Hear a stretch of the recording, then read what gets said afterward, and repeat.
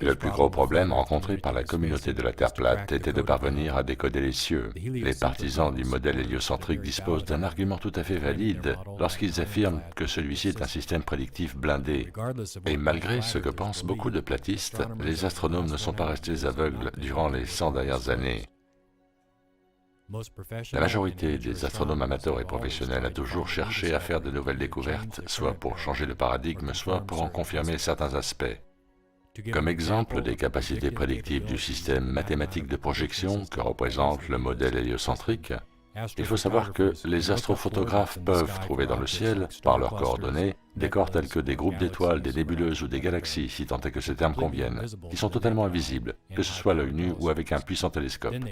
Ensuite, il leur suffit de mettre une grande ouverture pendant un temps suffisamment long, et à l'aide de filtres de la bonne gamme de couleurs, ces corps deviennent parfaitement visibles.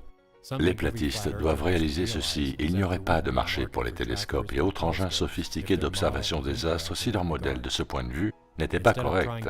Au lieu d'essayer de trouver des failles dans ces algorithmes de prédiction, nous devrions, en tant que communauté, nous réjouir et être reconnaissants de tout ce travail accompli qui nous est épargné.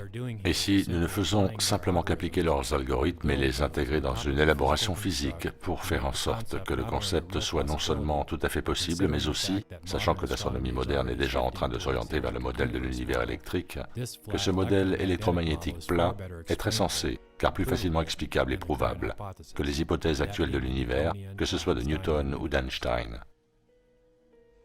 En clair, la querelle du « le modèle ne fonctionne pas » contre « le modèle sphérique ne prédit pas » est caduque.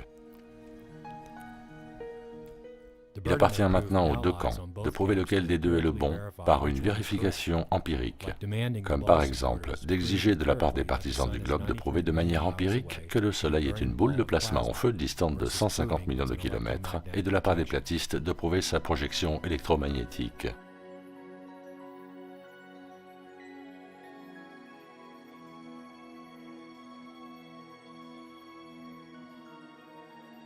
Observez ces photos.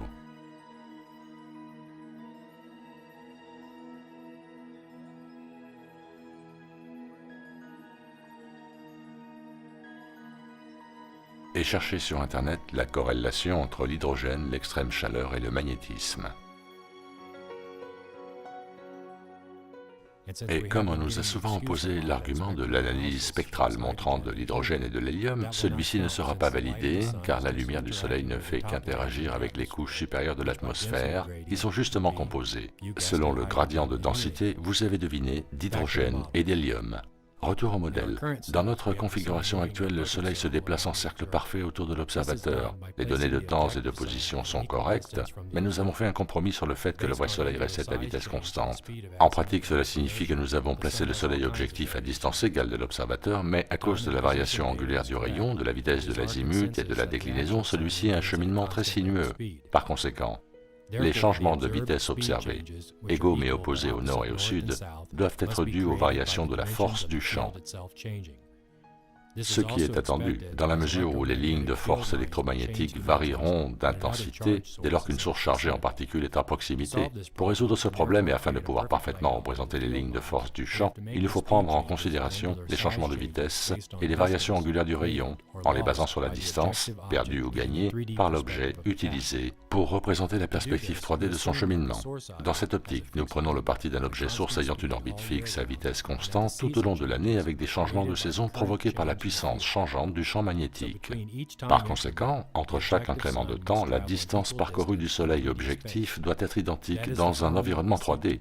C'est la formule que nous nous efforçons de trouver, recréer un mouvement visuel d'une ligne de force dans le champ, ainsi que le mouvement du champ lui-même. Merci de votre attention.